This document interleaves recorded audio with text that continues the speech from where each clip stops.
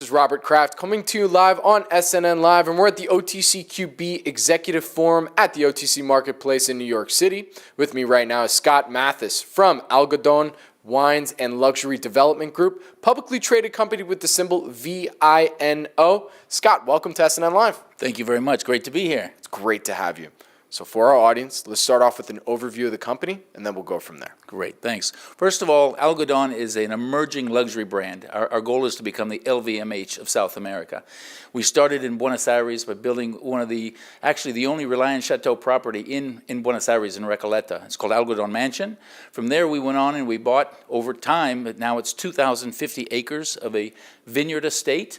We're trying to create the Disneyland for adults. It's the wine, wellness, culinary, and sport resort on the globe.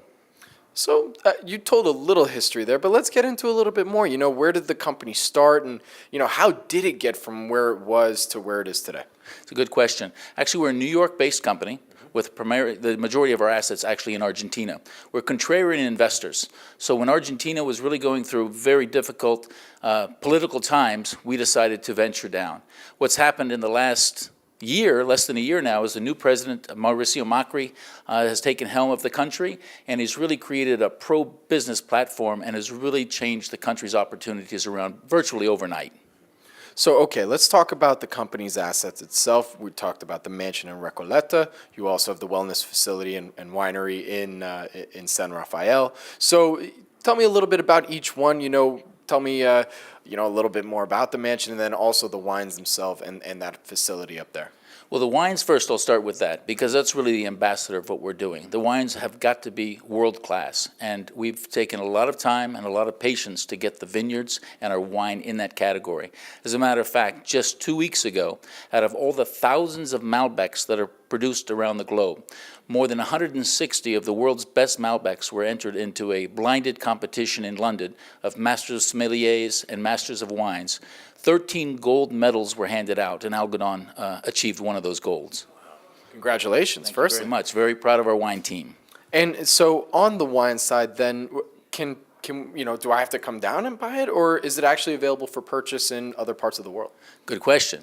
Actually, we are selling right now in Europe. We're actually in Paris. Our wines are in Raperie de Bacchus in Paris of 37 wine shops. We're in Geneva. We're in Germany. We're in the United Kingdom. We're in Argentina as well. I'm pleased to say that we just recently signed with Seaview Imports here in the United States, so our wines will be in New York in January of 2017. We're very excited about. And actually the first wine shop it'll be is the most iconic wine shop in America today. It's at Sherry Lehman here in New York on 59th and Park, and so we're excited about the wines being able to be here in the U.S.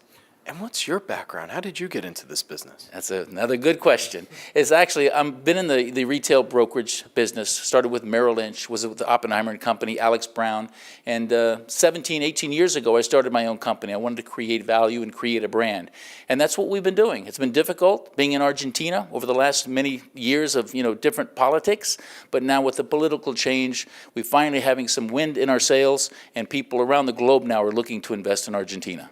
So what was going on for those who may not know, what was going on in Argentina that made it difficult at the time, and now with the new president and everything, why is it now getting better? Well, Argentina actually had a closed for business sign on the country. Clearly, they weren't allowing imports. Too much taxation on anything you had to do within the country. The employment issues of hiring the locals were very pragmatic to deal with. What Mauricio Macri has done has completely changed that. He's made it a more business-friendly country, allowing other countries to bring in their product into Argentina for the first time in almost a decade. And I guess the most glaring thing that's been in the global headlines is Argentina had a financial default as a country back in late 2001, 2002, and then again a technical default a little over 2 years ago. So with all of that, negative news hitting the global press, people just quit investing in Argentina. But again, that has now changed. But how long has the company been down there with, the hotel and then also with the vineyard? We've been there 8 years. So we were in there. We've seen it all. We've had the worst of the worst thrown at us, and we've continued to survive. Also continued to spend time on the vineyards and our infrastructure development at Algodon Wine Estates. In that same period of time, we've created basically from a scrap building in one of the most Tony neighborhoods in Buenos Aires, we created a 5-star boutique hotel property, which I'd mentioned before is the only Reliance Chateau qualified property in all of Buenos Aires. I was going to say, talk about the area that it's in. I know Recoleta a little bit, but, for those who may not know. Sure. Recoleta is really considered the Beverly Hills of Buenos Aires. As a matter of fact, our property is a block and a half away from Alvear Avenue. It's the #1 shopping street and luxury 5-star hotel district, as well as the embassy district from Buenos Aires. So how does the company market, not just the wines themselves, but also, your property in Recoleta as well as the vineyard? Well, we're associated, again, with Reliance Chateau from the property standpoint, and obviously with the internet. We have a lot of internet marketing going along as well. We've had a tremendous amount of global press from virtually, and this is not paid advertisement, this is actually stories being written about the company, what we're doing with our wines, what we're doing with the real estate development, what we're doing with the luxury aspects of it. And the Algodon Mansion has been listed as one of the top boutique hotels in all of South America over the last 4 or 5 years. And what are some of the growth drivers for the business? Well, one is bringing the wine here to the U.S. This is the largest wine market on the globe, so we're super excited about that. We've increased the capacity of our winery over 400% over the last 3 years now, so we're really moving forward with that. In addition, the real estate market in Argentina, and we were all non-levered at this point on real estate, is one of the only markets this year around the globe that's actually been up. The real estate on average in Buenos Aires in the first half of the year was up over 9%. And it's tracking to be even more than that the latter half of this year. Argentina, Macri has just put into place a tax amnesty program. They figure there's between $400 to $500 billion of Argentine citizens' money outside the country. So he's initiated this amnesty program. They believe in 2017 they'll be able to get over $80 billion back in the country. That'll flow through in infrastructure and also into real estate. So I think the driver is going to be sales as far as the wine goes, coming to the largest wine market in the world, and hopefully sales from our real estate. But the great thing is the undervalued, non-levered assets that we have. I think we are now finally in a rising real estate market. Okay, so then from what you can tell me, and you've kind of hit on a few of these points already, but I figure we kind of wrap it all up here.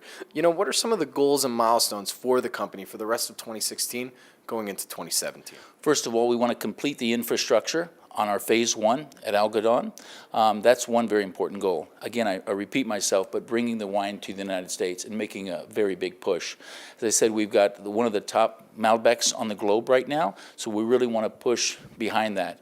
Creating better quality wines and getting more occupancy rates at our vineyard property and also at the property in Buenos Aires. Scott, I also want to know a little bit on the real estate development side of things. Can you comment on that? Sure. Of the 2,050 acres that we have, 325 acres are under vine, and we have built in a 18-hole golf course. We have champion tennis facilities. We have the only grass courts in all of Mendoza, actually. We've got 2 grass, 7 clay, 1 hard court, all the Grand Slam surfaces. And we have over 400 lots that surround the vineyards, that surround the golf course, the tennis facilities, and the riding facilities as well. So the goal is to really maneuver forward now in a positive real estate market in Argentina and sell those lots, sell our wine, and bring higher occupancy rates actually to the Algodon Mansion, which has been open for more than 4 or 5 years now in Buenos Aires. Where can our audience go and find more information about the company? You can go to www.algodongroup.com. But also on the Algodon Mansion, you can go to algodonmansion.com, and through our Vineyard Resort, you can go to algodonwineestates.com. My name is Robert Kraft, and I'm coming to you live on SNNLive at the OTCQB Executive Forum at the OTC Marketplace in New York City. With me again is Scott Mathis from Algodon Wines and Luxury Development Group, publicly traded company with the symbol VINO, V-I-N-O. Scott, thank you so much for joining me. Thank you very much. Really appreciate it. Thank you. Thanks.